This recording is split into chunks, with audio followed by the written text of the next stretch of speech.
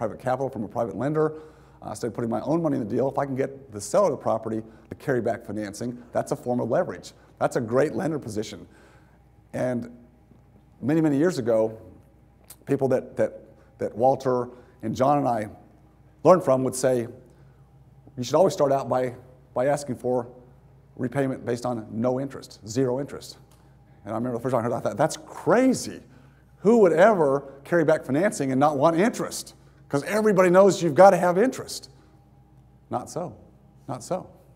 We just think that. We think that's another myth that we think. I can't tell you how many deals I've done where I've gotten the seller to carry back the financing with no interest.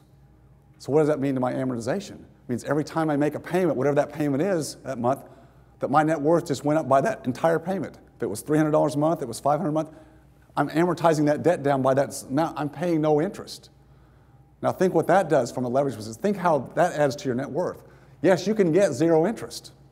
You can get zero interest. You can get 3% interest. You can get 4%, 5%. My point is, by negotiating and solving other people's problems, that's what makes this work. Now, I'm not always going to get 0% interest. I'll get something else. And I'm not saying 0% interest is always the absolute best thing, particularly if you've got to pay it down over a short time. That's usually how we get 0% interest, is we say, okay, we'll get you paid off in 100 months.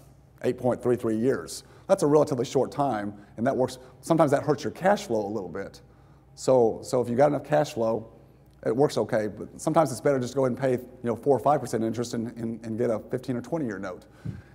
Interest always just depends. But amortization is another way to build up your net worth.